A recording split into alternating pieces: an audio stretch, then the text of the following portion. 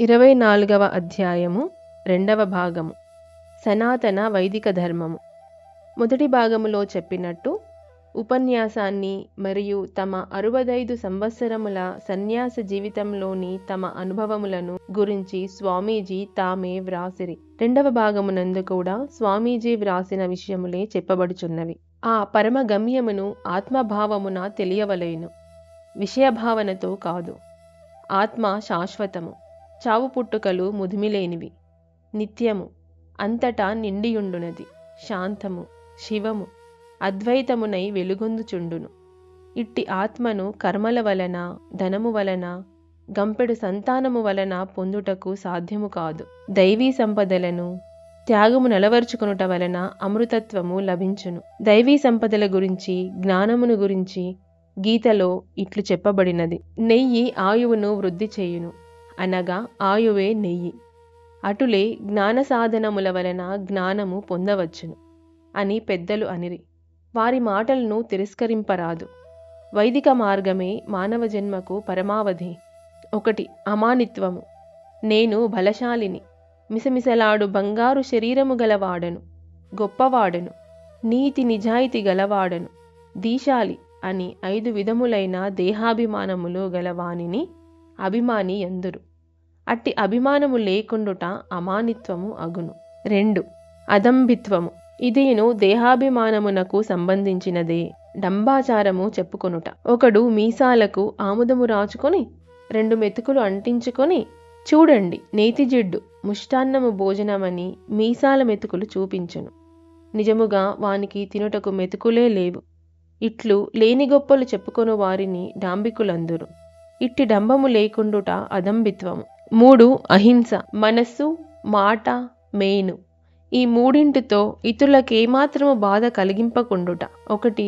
తిట్టుట, శాపమిచ్చుట నోటి హింస. 2. ఇతరులకు కీడు తలపెట్టుట, ఇది మానసికమైన హింస. 3.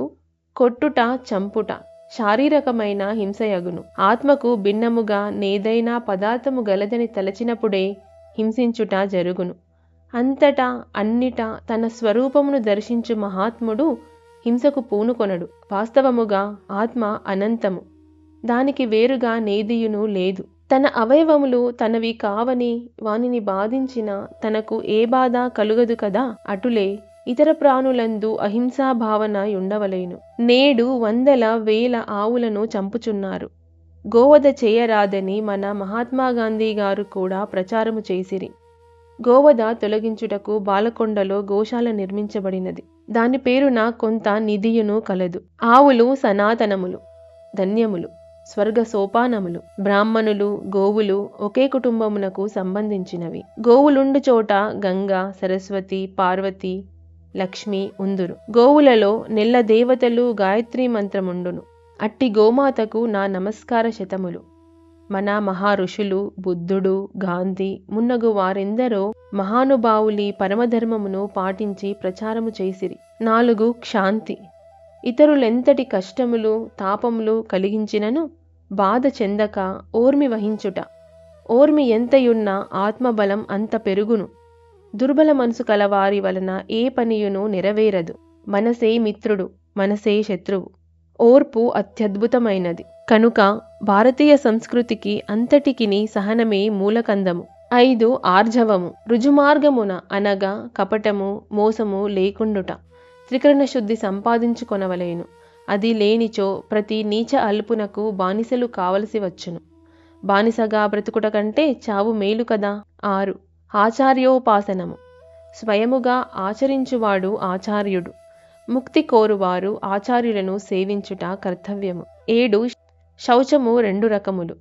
అవి 1 బాహ్యశుచి, 2 అంతర్శుచి. స్నానము వలన బాహ్యశుద్ధి అగును. రాగద్వేషములు వదులుట వలన లోని చిత్తశుద్ధి కాగలదు.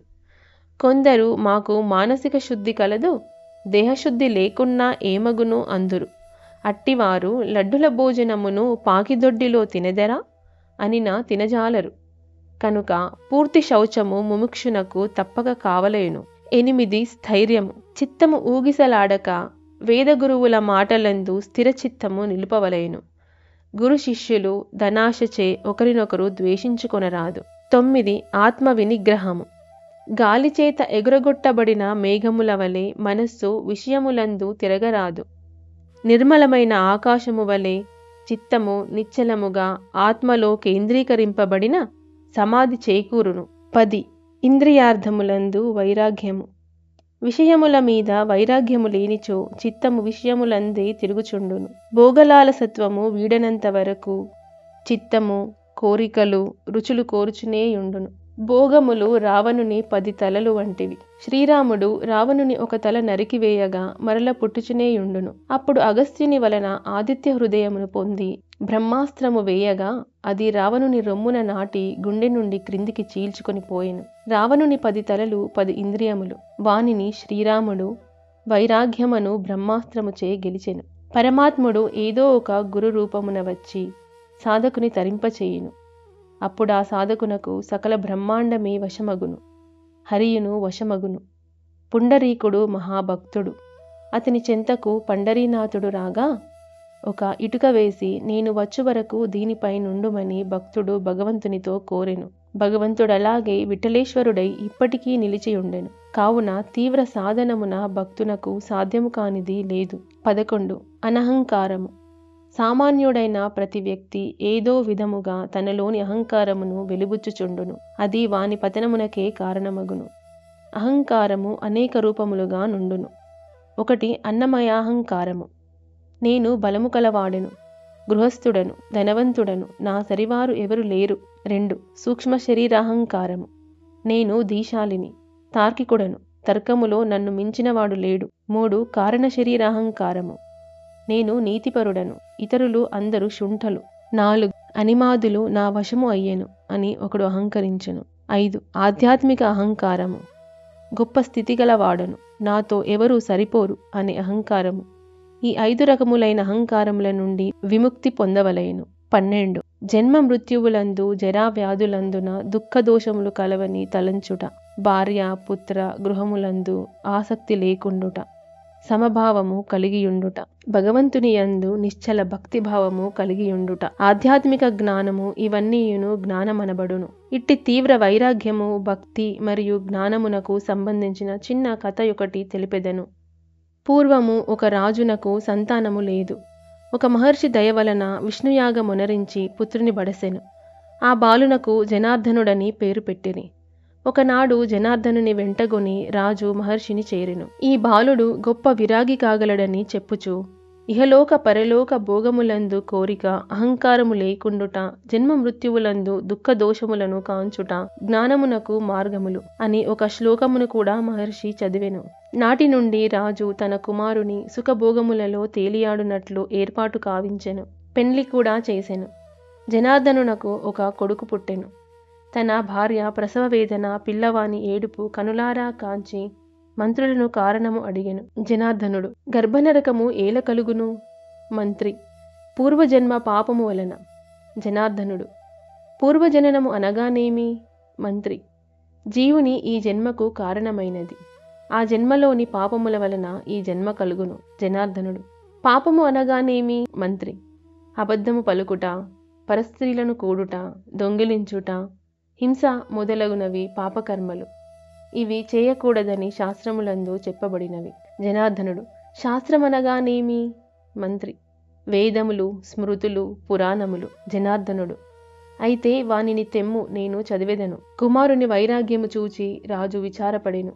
రథముపై తన కుమారుని త్రిప్పుమని మంత్రికి ఆదేశించెను. మంత్రి రథముపై జనార్దనుని త్రిప్పుచుండగా ఒక కుష్టువాడు, ఒక ముసలివాడు, ఒక శవమును మోసుకొని పోవుట ఇవన్నీయు జనార్దనుడు చూచెను. వీటిని గూర్చి వివరముగా అడిగి తెలుసుకొనెను. వీటన్నింటిలో దుఃఖ కష్టములు బాధలు కలవని, ప్రపంచమందలి ప్రతి వస్తువు ఇట్టి బాధలు కలిగించునదే అని తెలుసుకొని ఆ రాకుమారుడు తీవ్ర వైరాగ్యము పొందెను. అతడు తుదకు కాషాయ వస్త్రములు ధరించి మహర్షిని చేరెను. వెంటనే జనార్దనుడిలో వైరాగ్యము మరింత పెరిగెను. ఆ మహర్షి వలె ప్రశాంత జీవనము గడుపుచు లోక కళ్యాణము చేయవలయునని అతడు భావించెను. అతనితో ఆ మహర్షి ఇలా పలికెను. ప్రపంచ స్థితి తెలుసుకొంటివి, వైరాగ్య సంపన్నుడవైతివి, నీకు ఇక భయము లేదు. రాజ్యపాలన చేసి మీ తండ్రికి విశ్రాంతి కలిగించుము అని పలకగా ఆ జనార్దనుడు అటులే చేసెను. అతని వలె మన జీవితములు కూడా జ్ఞాన వైరాగ్యములతో వెలుగొందిన మనకు ఈ జన్మ మృత్యువుల బాధలుండవు. పంచకేశములందలి అహంకారము కలవాడు సంసార సాగరమున మునుగుచూ తేలుచుండును, ధరణి చేరజాలడు. ఈ బ్రహ్మాండమునకు అతీతముగా నుండు జ్ఞాని తన సంకల్ప మాత్రమున లోకాలన్నింటి యందు సంచరించగలడు. తనను తాను తెలుసుకొనుటే నిజమైన యోగము. చిత్తము ఎచట శాంతి పొందునో దానినే యోగమందురు. ఇటు స్థితి పొందినవాడు సర్వతంత్ర స్వతంత్రుడు. ఎల్ల ధర్మములకు శాస్త్రము ప్రమాణము. శాస్త్రము అనగా వేదము.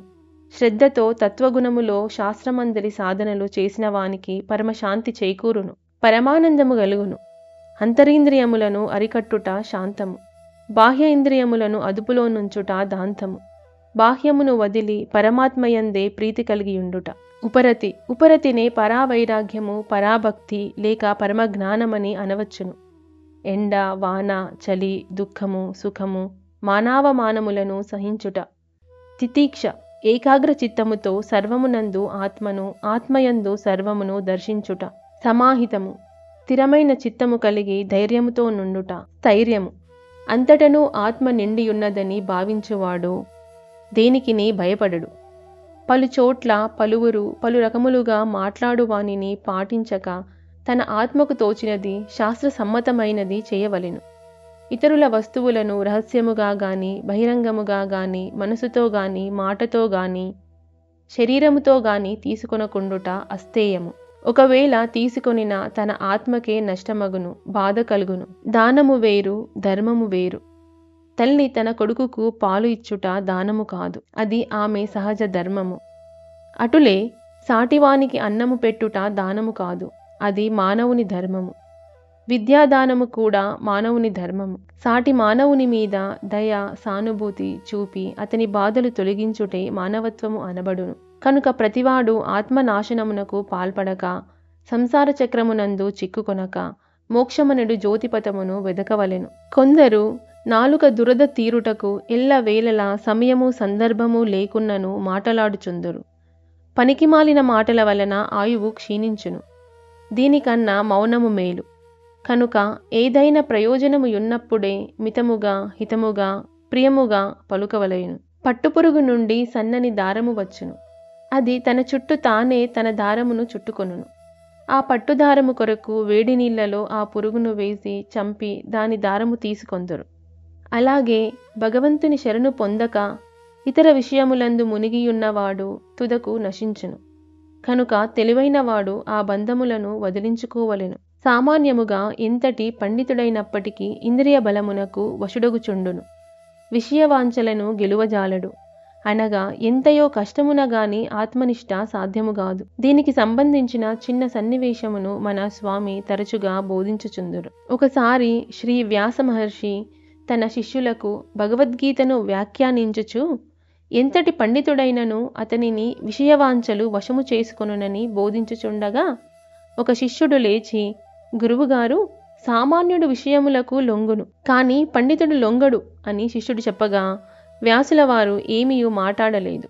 ఒకనాడు అదే శిష్యుని హోమమునకు సమిధలు తెమ్మని పంపెను. ఆ శిష్యుడు మోదుగ సమిధలు, దర్భలు తెచ్చుటకు అడవికి పోయెను. అంతలో సూర్యుడు అస్తమించెను. ఆకాశము మేఘావృతమై చిలికి పెద్ద వాన కురియసాగెను. అంతలో అతనికి ఒక గుడిసె కనబడెను. అతడు ఆ గుడిసె వద్దకు పోయి చూడగా తలుపు వేసి ఉండెను. లోన ఎవరండి, వర్షము కురియుచున్నది, తలుపు తీయుడు అని బిగ్గరగా అరిచెను. ఇంటిలో మగవారు లేరు, నేను ఒకదానినే యున్నాను, తలుపెట్లు తీయుదును అని లోని నుండి ఒక స్త్రీ గొంతు వినబడెను. నేను సన్యాసిని, ఈ గాలివాన నుండి నీవే నన్ను ఆదుకోవాలి, లేనిచో నీ ఇంటి ముందు నా ప్రాణాలు పోవునని అనెను. సరేనని ఆమె తలుపు తీసి లోనికి రండి, పాపము ఈ చీకటి, ఈ గాలివానలో, ఈ ముసిరిన చలిలో మీరొక్కరే బయట ఎలా నిలవగలరు అని ఆమె మృదువుగా పలికెను. ఒంటరిగా అత్యంత సుందరముగా నున్న ఆ యువతిని చూడగానే అతని ఇంద్రియములు తన వశము తప్పెను. ఆ కాంతను బిగికౌగిట గుండెకు హత్తుకొని ఏమియో పలుకుచుండెను. అంతలో కౌగిట వ్యాసభగవానుడు ప్రత్యక్షమైరి. అప్పుడు శిష్యుడు తన తప్పును ఒప్పుకొని చెంపలు వేసుకొనెను. కావున అభ్యాస వైరాగ్యమున ఇంద్రియములను, మనస్సును జయించవలేను. అంతేకాని పండిత జ్ఞానంతో సరిపోదు. భక్తి గూర్చి స్వామి ఇలా పలుకుదురు. ప్రతి ఇంద్రియము ఒక పువ్వు, ప్రతి వృత్తియు దైవసేవ, ప్రతి ఇంద్రియము చేయు పని దైవ పూజ. చాకలివాడు బండపై బట్టలుతుకుటయు దైవసేవయే, చెప్పులు కొట్టువాడు చేయు పనియు దైవసేవయే. అద్దంలో మన రూపం మనము చూసుకొందుము, మరియు మన సంతానంలో మన రూపమే చూచుకొందుము. అటులే తన దివ్య రూపమును తాను చూచుకొనుటకే పరమాత్మ మాయ వలన ఈ విశ్వమును రచించెను. కనుక సాధకుడు విశ్వమంతట పరమాత్మను దర్శించి ముక్తుడు కావలయును. దేవుడు లేడను వాడు కూడా ఉన్నదని ఒప్పుకున్నట్లే యగును. ఒక వస్తువు ఉంటేనే కదా లేదని అనుట. సాపేక్షతలో సంకుచిత్వము, నిరుపేక్షతలో వ్యాపకత్వము కలదు. సాపేక్షమనగా నాకు నీవు, నీకు నేను ఆధారముగా నుండుట. పురుషునకు స్త్రీ, స్త్రీకి పురుషుడు వలె. ఏకత్వంలో సజాతీయత, విజాతీయత, స్వగత భేదం లేదు. నిరుపేక్షతలో ఎత్తుపల్లములు, సంబంధాలు లేవు. ఇలా స్వామీజీ విజ్ఞాన విషయములు ఎన్నియో తెలిపెడివారు.